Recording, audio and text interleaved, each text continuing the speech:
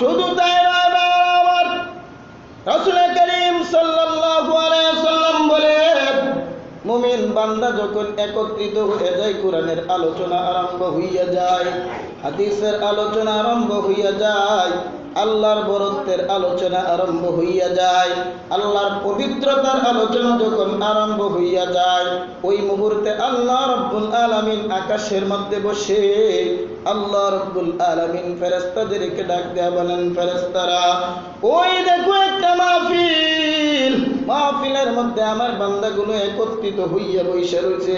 কেন কেন কেন? ফেরেশতারা ডাক দেয়া বলে, মওলা ওই মাহফিলের মধ্যে তোমার বান্দাগুলো বসে তোমার বরত্বতা, তোমার পবিত্রতা, তোমার নবীর আলোচনা, তোমার কোরআনের আলোচনা করার জন্য মানুষগুলো বসে রয়েছে।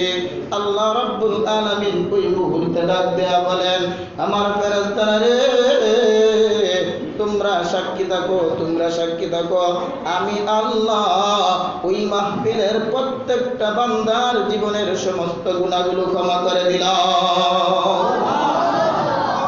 বাবাজিরা আমার, বার আমার, আমি আপনাদের সামনে মহাগ্রন্থ আল কোরআনের সর্বপ্রথম যে সূরাটা, এই সূরার নাম হলো সূরা বাকারা। এই সূরা বাকারার প্রথম দুইখানা আয়াত তেলাওয়াত করেছি। নবী সূর্য নবী মুহাম্মদুর রাসূলুল্লাহ সাল্লাল্লাহু আলাইহি ওয়াসাল্লামের হাদিসের মধ্য থেকে ছোট্ট একখানা হাদিস পাঠ করেছি।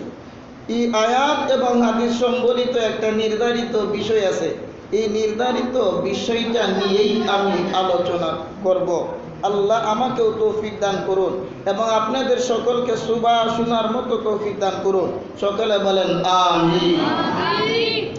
আমি যে আয়াতটা তেলাওয়াত করছি, এই আয়াতের মধ্যে আল্লাহ রাব্বুল আলামিন মুমিন জাতির জন্য হেদায়েতের কি পন্থা, কিভাবে মুমিন জাতি হেদায়েত পায়, এই বিষয় নিয়ে আলোচনা করেছেন। আপনারা শুনতে রাজি আছেন তো ইনশাআল্লাহ? কোনো ধরনের কষ্ট হইতে না তো ইনশাআল্লাহ?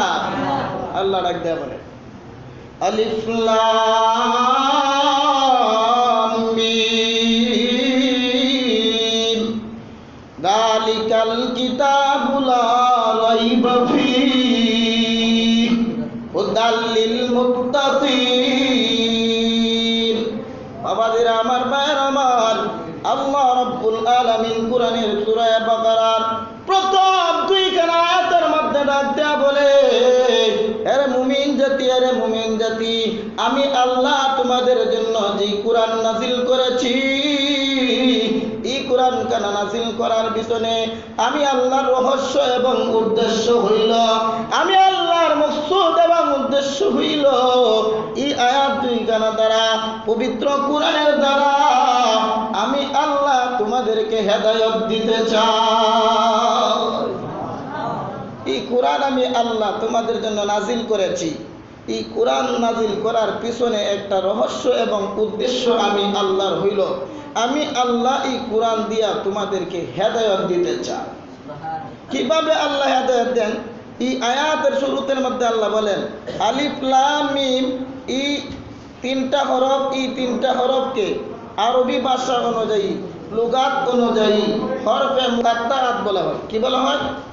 হরফে মুকাত্তাআত। এই হরফে মুকাত্তাআতের তাফসীর করতে গিয়া তাফসীরের মধ্যে মুফাসসিরিনে কেরাম বলেন, এই হরফে মুকাত্তাআত দ্বারা আল্লাহ কি উদ্দেশ্য নিয়েছেন এটা শুধুমাত্রই আল্লাহ জানেন। আল্লাহ ভিন্ন অন্য কেউ এর কোনো মর্ম উদ্ঘাটন করার কোনো ধরনের শক্তি রাখে না। এরপরে আল্লাহ বলেন, যালিকাল কিতাবু লা রাইবা ফীহি। আল্লাহ বলেন, আমি আল্লাহ যে কিতাবটা নাজিল করছি, এই কিতাবের মধ্যে কোনো ধরনের সন্দেহ নাই। এই হইল এক ব্যাখ্যা। দ্বিতীয় ব্যাখ্যা হইল, এই কোরআনটা আমি আল্লাহর পক্ষ থেকে নাজিল হয়েছে, এই ব্যাপারে কোনো ধরনের সন্দেহ নাই। কেন আল্লাহ এই আয়াতটা নাজিল করলেন? নবী করিম সাল্লাল্লাহু আলাইহি ওয়াসাল্লামকে নবুয়ত দান করার পরে যে মুহূর্তে প্রকাশ্যভাবে দুনিয়ার জগতের মধ্যে, বিশেষ করে আরব জগতের মধ্যে ইসলামের দাওয়াত দেওয়ার জন্য পারমিশন দিয়ে দিলেন, অনুমতি দিয়ে দিলেন, ওই মুহূর্তে বাবারা আমার, বন্ধুরা আমার, নবী করিম সাল্লাল্লাহু আলাইহি ওয়াসাল্লাম আরবের প্রত্যেকটা ভূমির মধ্যে হাঁটতে শুরু করলেন, মানুষগুলোকে ইসলামের প্রতি ডাকতে শুরু করলেন, কোরআনের দাওয়াত দিতে শুরু করলেন। ওই মুহূর্তে মানুষগুলো ডাক দিয়ে বললেন, হে মুহাম্মদ, তুমি কিসের দাওয়াত দাও? রাসূল বলেন, আমি এক আল্লাহর ইবাদতের দাওয়াত দেই।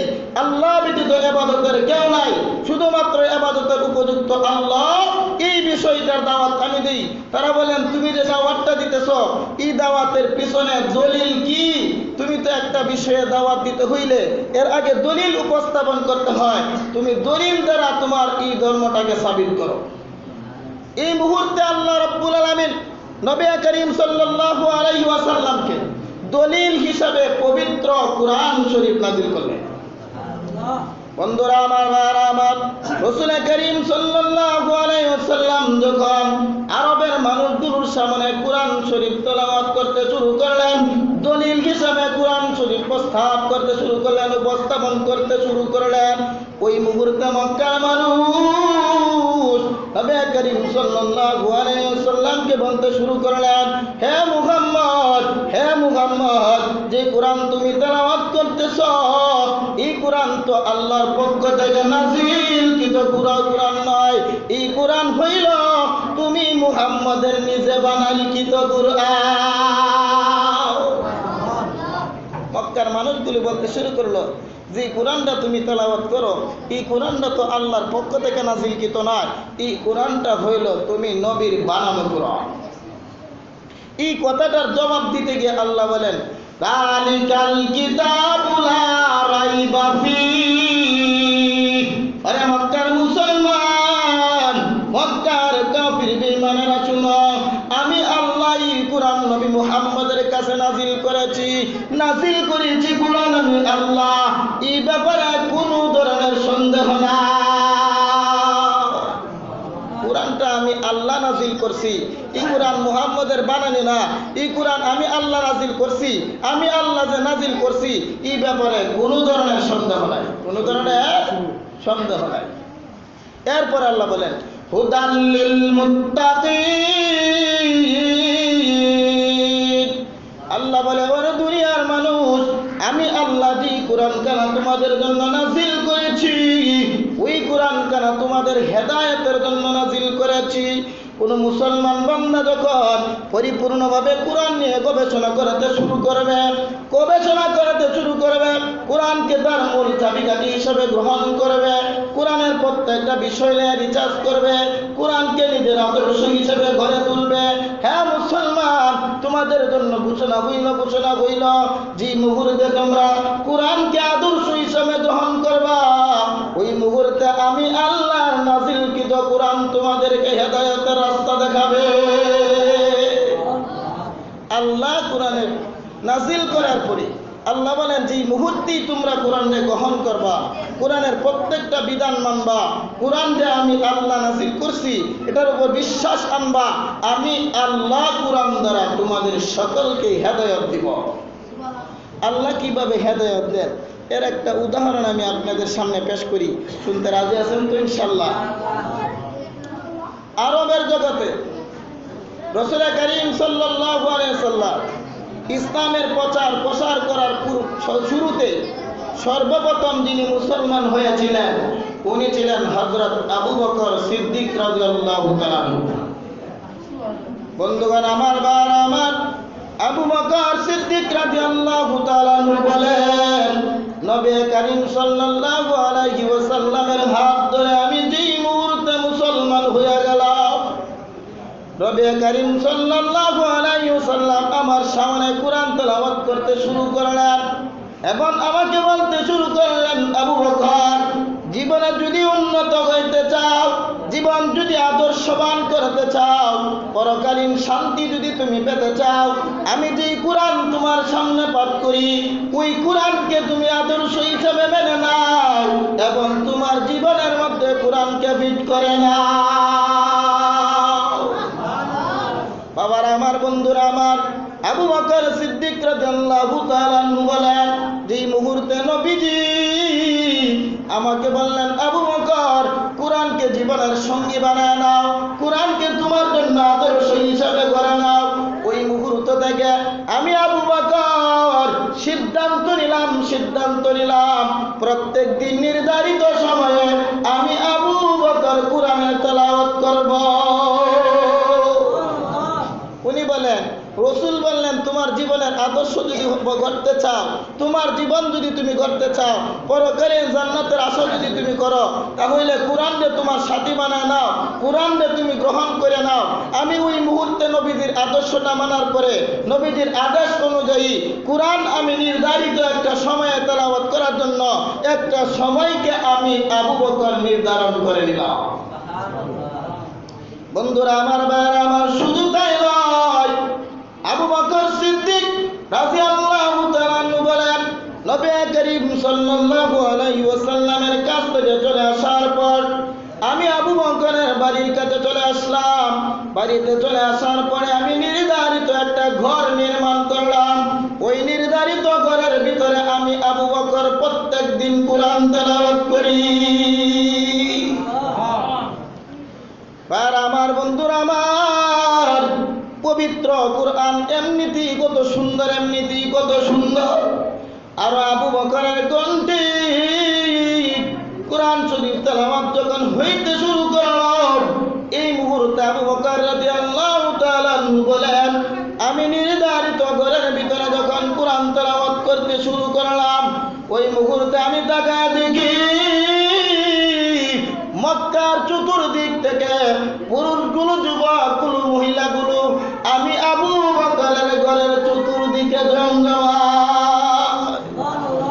আমি আবু বকর যে ঘরটারে নির্ধারণ করলাম তেলাওয়াত করার জন্য বানাইলাম, এই ঘরের চতুর্দিক দিয়া মক্কার পুরুষ, মক্কার মহিলা, মক্কার যুবক, মক্কার বৃদ্ধ সবগুলো একত্রিত হইয়া আমি আবু বকরের কোরআনের তেলাওয়াত শুনে।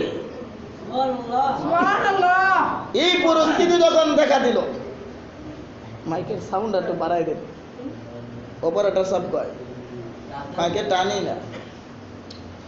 ওই মুহূর্তে উনি বললেন, মানুষগুলো যখন এই পরিস্থিতি দেখলো, আমার সামনে সব প্রত্যেকটা মানুষ হাজির হইয়া যায়, কোরআনের আলোচনা শোনার জন্য প্রত্যেকটা মানুষ মুগ্ধ হইয়া যায়। এই মুহূর্তে তৎকালীন সময়ে সবচেয়ে বড় নেতা ছিলেন আবু জাহেল। কে ছিলেন? আবু জাহেল এবং উতবা সাইবা।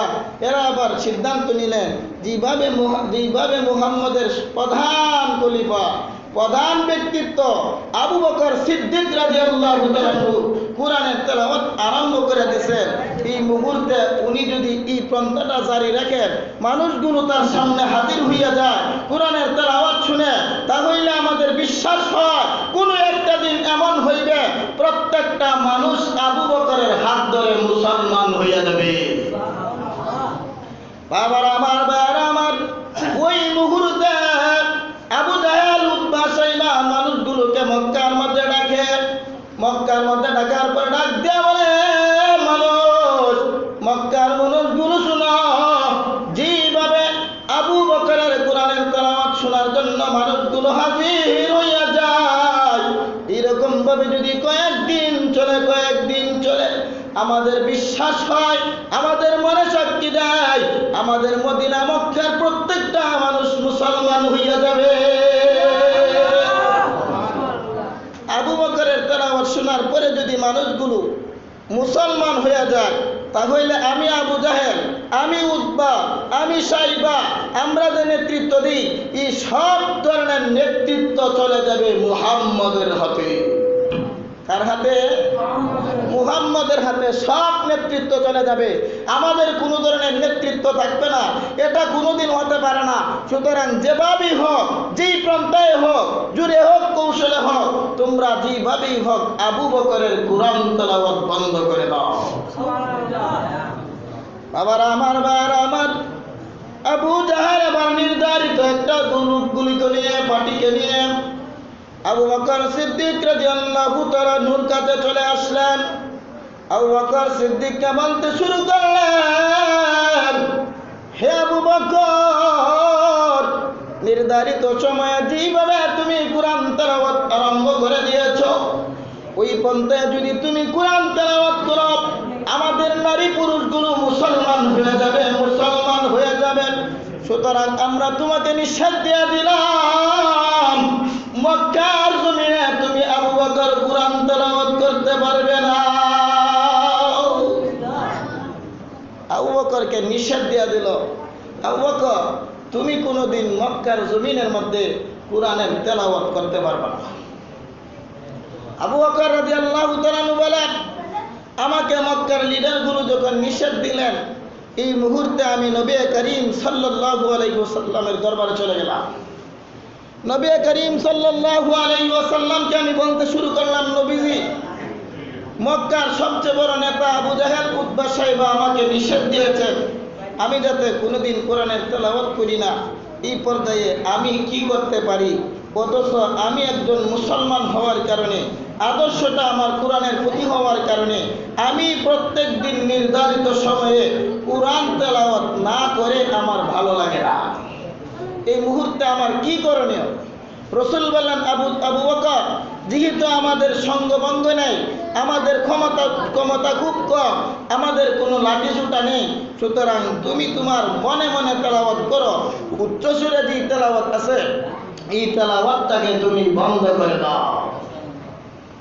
বন্ধুরা আমার, ভাইরা আমার, আবু বকর সিদ্দিক রাদিয়াল্লাহু তাআলা আনহু বলেন, নবী করিম সাল্লাল্লাহু আলাইহি ওয়াসাল্লাম আমাকে নিষেধ দিয়ে দিলেন, আবু বকর জুড়ে তুমি তেলাওয়াত করিও না,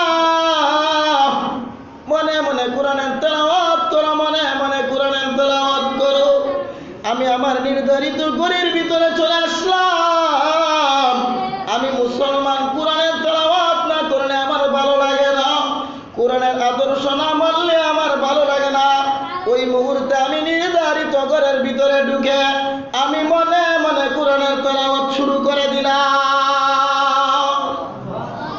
কিন্তু যেহেতু কোরআনের প্রতি আমার ভালোবাসাটা বেশি, এই জন্য আমি কোরআনের তেলাওয়াত নির্ধারিত সময়ে আস্তে আস্তে নিঃশব্দে শুরু করার পরেও এক পর্যায়ে আমি এমন হয়ে গেলাম, আমার কোনো হুঁশ নাই, আমি বেহুশ হইয়া গেলাম। এই মুহূর্তে আমার জবান দিয়া জুড়ে জুড়ে কোরআনের তেলাওয়াত বাহির হইতে শুরু হইল। আবু বকর বলেন, নবীজি নিষেধ দেওয়ার পরে আমি আস্তে আস্তে তেলাওয়াত করে আরম্ভ করলাম, কিন্তু এমন একটা সময় আমার উপরে আইল, এই সময়ে আমি যে জোরতে তেলাওয়াত করতেছি, উচ্চস্বরে তেলাওয়াত করতেছি, এগুলো যেন আমি টারই পাইতেছি না। আমি আস্তে আস্তে তেলাওয়াত বাদ দিয়া আমি উচ্চস্বরে তেলাওয়াত করতে আরম্ভ করে দিয়েছি। সুবহানাল্লাহ। বাবারা আমার, ভাইরা আমার, সিরাতের কিতাবের মধ্যে লেখেন, আবু বকর সিদ্দিক রাদিয়াল্লাহু তাআলা আনহু যেই মুহূর্তে উচ্চ আসরে কোরআনের তেলাওয়াত আরম্ভ করে দিলেন, ওই মুহূর্তে মক্কার লিডারগুলো আবার আদেশ জারি করে দিলেন, আবু বকর আমাদের নির্দেশ অমান্য করার কারণে আমরা বলছি নিঃশব্দে কোরআনের তেলাওয়াত বন্ধ করে দেওয়ার জন্য, কিন্তু আবু বকর যেহেতু কোরআন তেলাওয়াত করা আরম্ভ করে দিয়েছে, সুতরাং আমাদের নির্দেশ অনুযায়ী তোমরা আবু বকরকে চিরদিনের জন্য দুনিয়া থেকে বিদায় করে দাও। সুবহানাল্লাহ। যেহেতু সে তেলাওয়াত আরম্ভ করলো, আমরার অনুমতি না পাওয়ার পরেও, আমরা তারা নিষেধ করার পরেও, সুতরাং তোমরা আবু বকরকে দুনিয়ার জগৎ থেকে চিরতরের জন্য বিদায় করে দাও। বাবারা আমার, বন্ধুরা আমার, ওই মুহূর্তে হাজার হাজার মানুষ লাঠি ছুটা লয় আবু বকরের চতুর্দিকে হাজির। আবু বকর রাদিয়াল্লাহু তাআলা আনহুকে মারতে শুরু করলেন, এমন পিটুনি দিলেন আবু বকর রাদিয়াল্লাহু তাআলা আনহু একেবারে বেহুশ হইয়া গেলেন। উনি বলেন, আমি বেহুশ অবস্থায় কিছু সময় কাটানোর পরে আমি হঠাৎ করে হুঁশ পাইলাম। ওই মুহূর্তে মক্কার মানুষগুলো মনে করল আমি আবু বকর দুনিয়ার জগৎ থেকে চিরবিদায় নিয়েছি। এমন পিঠা তারা দিছ, মারতে মারতে তারা বেহুশ করে দিয়েছে। এবার তারা মনে মনে ভাবলেন, মনে হয় তিনি দুনিয়ার জগৎ ছেড়ে চলে গিয়েছেন, এই জন্য তারা ওনাকে ছেড়ে চলে গেলেন। উনি বলেন, কিছুক্ষণ পরে আমি আবু বকরের হুঁশ আইল। হুঁশ আসার পরে আমি তাকায় দেখি আমার পাশে শুধুমাত্র আমার আম্মাজান ব্যতীত আর কেউ নয়। কে আছে? আম্মা। ওনার আম্মা ওই সময় বিধর্মী ছিলেন, মুশরিক ছিলেন, উনিও তৎকালীন সময়ে মুসলমান ছিলেন না। উনি আবার আবু বকরকে উদ্দেশ্য করে বলতে শুরু করলেন, আবু বকর, আমি তোমাকে পূর্বেই বলেছিলাম ইসলাম ধর্মটা তুমি পরিত্যাগ করে দাও, ইসলামকে ছেড়ে দিয়ে তুমি তোমাদের বাপ দাদার ধর্মের মধ্যে চলে আসো। কারণ মক্কার প্রত্যেকটা মুসলমান যেহেতু বিধর্মী মুশরিক, এই জন্য তোমার জন্য করণীয় হইল তুমিও ইসলাম বাদ দিয়া মুশরিক হইয়া যাও। আমার কথাটা অমান্য করিয়া তুমি মুসলমান হইলা, মুহাম্মদের পিছনে তুমি দৌড়লা। দেখো এই পর্যায়ে মুহাম্মদ তো তোমাকে রক্ষা করতে পারে না।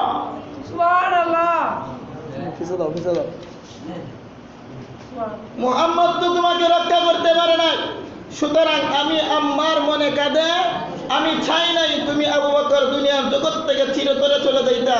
সুতরাং আমার দরখাস্ত এবং আবেদন হইল তুমি ইসলাম ধর্ম ছেড়ে তুমি তোমার পিতৃধর্মের মধ্যে পুনরায় চলে আসো।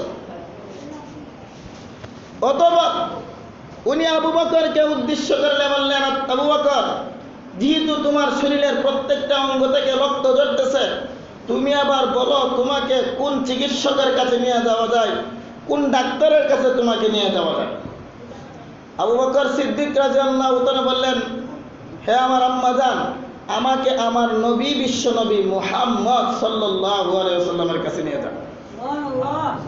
আবু বকরের আম্মা বলেন, আবু বকর, তুমি তো একজন জ্ঞান সম্পন্ন ব্যক্তি, তোমার তো জ্ঞান বুদ্ধি প্রচুর পরিমাণে, তুমি একজন নেতৃত্ব জেনেওয়ালা মানুষ, তুমি বলতেছো এই অবস্থায় তোমাকে তোমার নবী মুহাম্মদের কাছে নিয়ে যাওয়া হবে। তোমার বিশ্বাস অনুযায়ী যদিও তোমার নবী একজন নবী হওয়ার কারণে রুহানি চিকিৎসক হতে পারে, কিন্তু তোমার নবী তো কোনো ধরনের জিসমানি চিকিৎসক নয়। জিসমানি মানে শরীর, শারীরিক চিকিৎসক। তোমার নবী তোমার শরীরে যেই ফাটা চিটা দিল, রক্ত যেইভাবে তোমার শরীর থেকে ঝরতেছে, এই ফাটা চিরা বন্ধ করার চিকিৎসক তো তোমার নবী নয়। তোমার নবী তোমার নফসের চিকিৎসক। তোমার নবী তোমার নফসকে সঠিক করিয়া ইসলামের আলোর মধ্যে তোমার ঢুকায় দিতে পারে, কিন্তু শরীরের ফাটা চিটা তো তোমার নবী বালা করার মতো কুদরত নয়। আবু বকর সিদ্দিক ডাকতে বলে, আম্মা জান, আপনি জানবেন না, আপনি জানবেন না, আমি আবু বকরের বিশ্বাস অনুযায়ী আমার নবী হইলেন জিসমানি এবং রুহানি উভয় ধরনের শিক্ষক, উভয় ধরনের ডাক্তার। হে আম্মা জান, আমার যে বিশ্বাস, এই আমার বিশ্বাস হইল আমার নবী জিসমানি এবং রুহানি উভয় ধরনের ডাক্তার।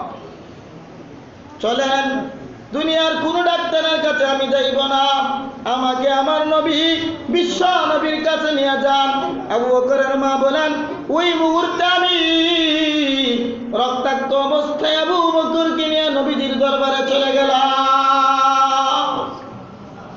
নবীজির দরবারে যে মুহূর্তে আমরা হাজির হইলাম, ওই মুহূর্তে আবু বকর সিদ্দিক রাদিয়াল্লাহু তাআলা আনহু নবীজিকে উদ্দেশ্য করে বললেন, নবীজি,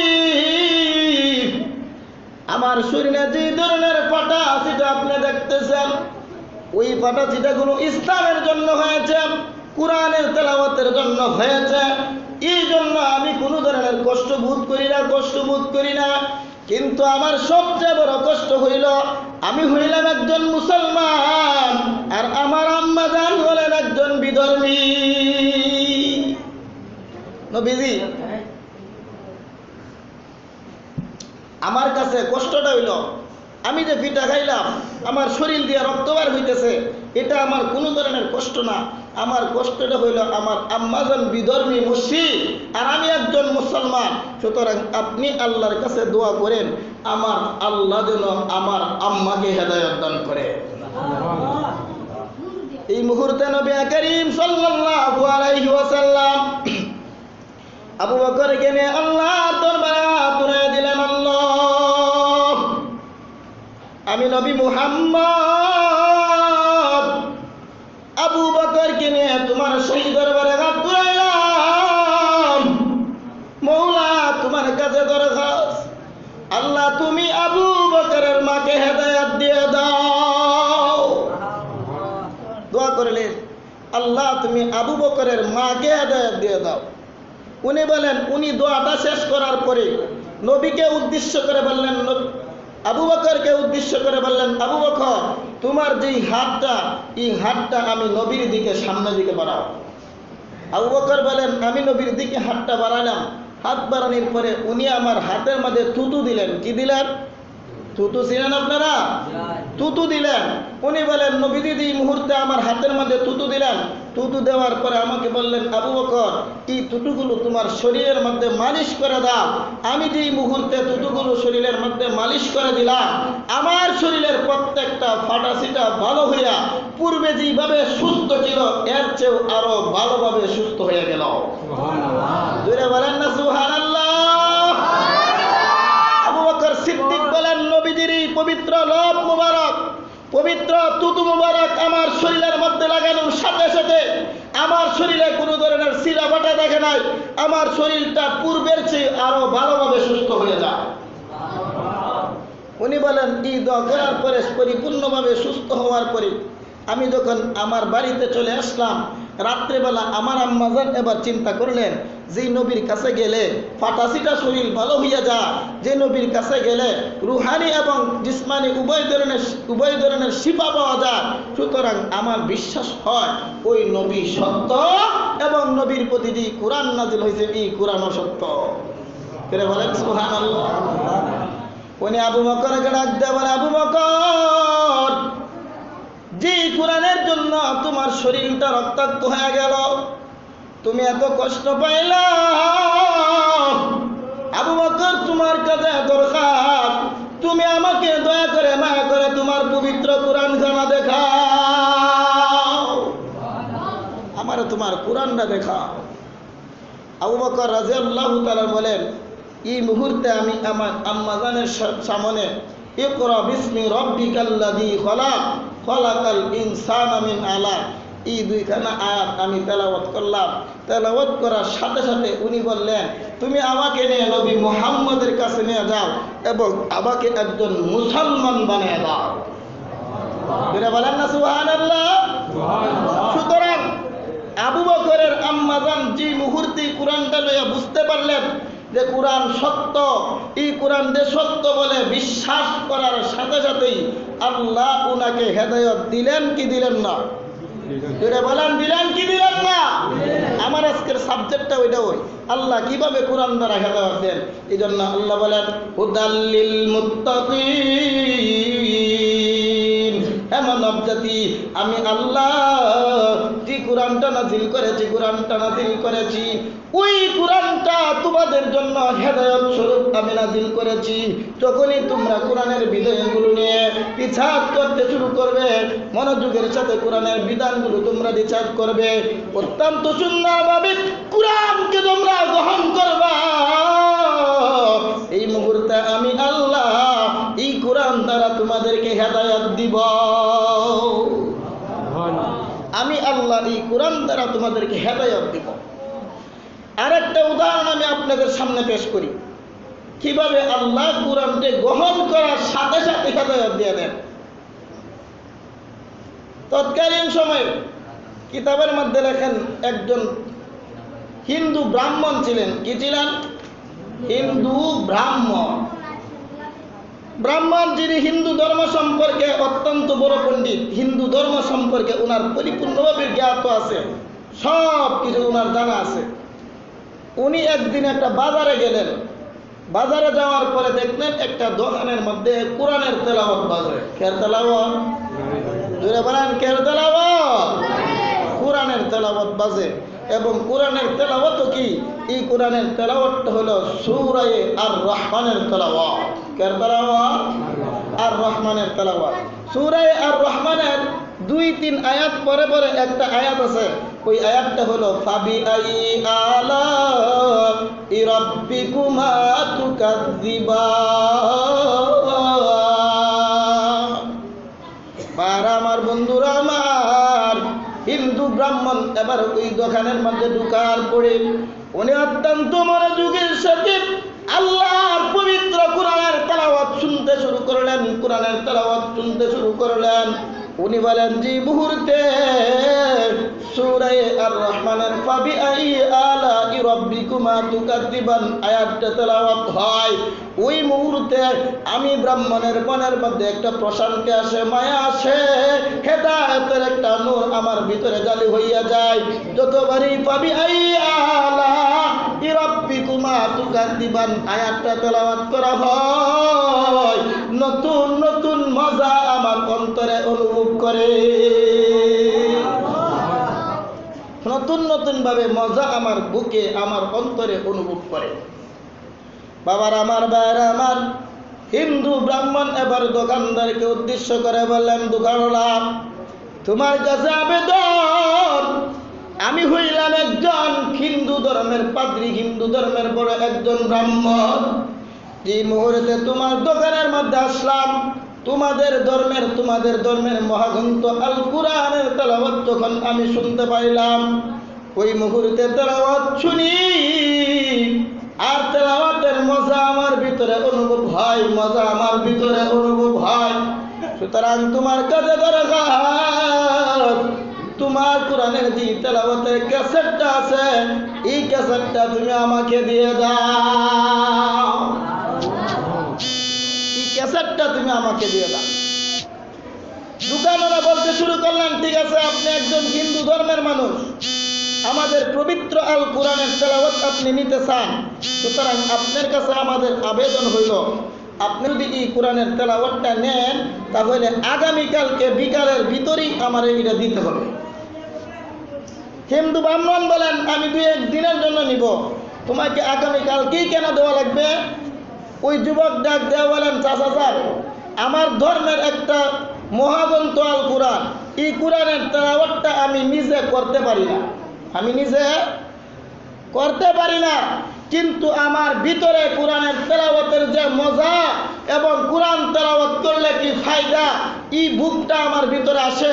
এই জন্য প্রত্যেক দিন নির্ধারিত সময়ে আমি কোরআনের তেলাওয়াতটা বাজায়া মনে মনে নিজে এই কোরআনের তেলাওয়াতের সাথে সাথে টুট লড়াই, যাতে করে আল্লাহ এই তেলাওয়াতের ফায়দা আমাকে দান করে।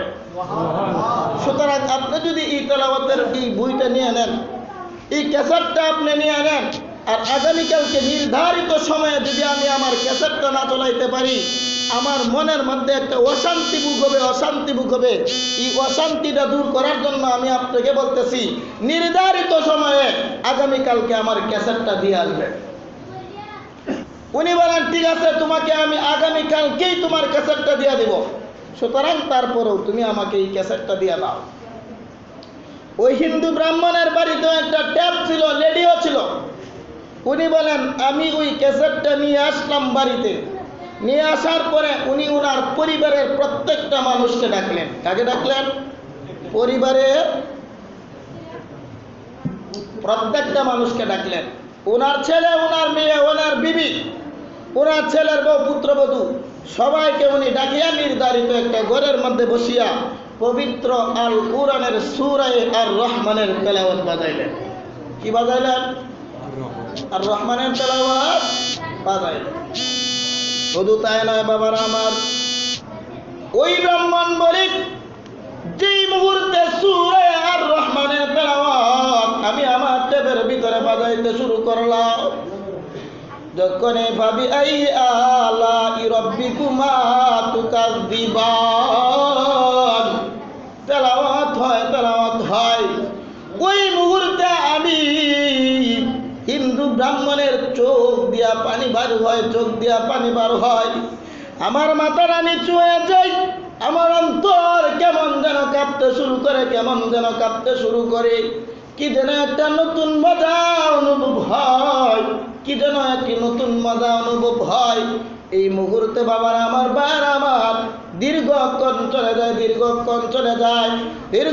চলে যাওয়ার পরে হিন্দু ব্রাহ্মণের পরিবারের মানুষগুলো আবার ব্রাহ্মণকে ডাক দেওয়া বললেন, ব্রাহ্মণ, তুমি হইলা আমাদের হিন্দু ধর্মের একজন নেতা, হিন্দু ধর্মের একজন বিখ্যাত ব্যক্তি, সুতরাং তুমি তো প্রত্যেক দিন নির্ধারিত সময়ে হিন্দু ধর্মের যে সমস্ত মন্ত্র রয়েছে, তন্ত্র রয়েছে, গীতা রয়েছে, ওইগুলি তুমি আমাকে পাঠ করা শোনাও, আমাদেরকে পাঠ করে শোনাও, কিন্তু কোনদিন তোমার চোখ দিয়া পানি বার হইতে দেখি না।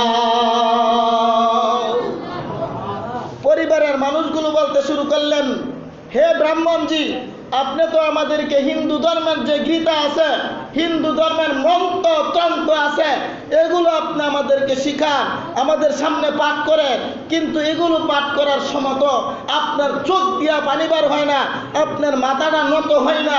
আজকে দেখা যায় একবারে গভীর মনোযোগের সাথে শুনতেছে, আবার আপনার চোখ দিয়া পানিও বার হইতেছে, আপনার মাথাটা নত হইয়া যাইতেছে। ব্যাপারটা কি, ব্যাপারটা কি, এটা আমাদেরকে বুঝায় বলে।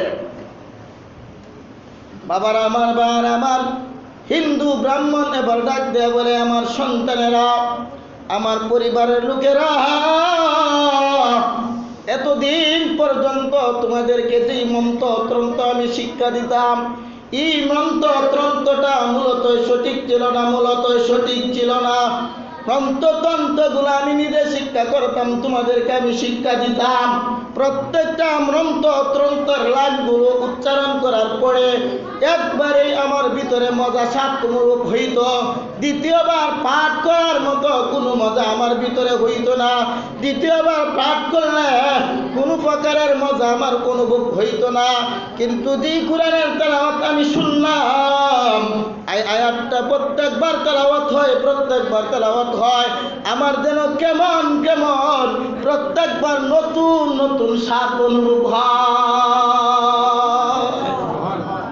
আমি যেই মন্ত্রতন্ত্রগুলো তোমরা শোনাইতাম, এটা একবার পাঠ করলে একটু সাধারণ মজা পাইতাম, দ্বিতীয়বার পাঠ করলে কোনো ধরনের মজা পাইতাম না।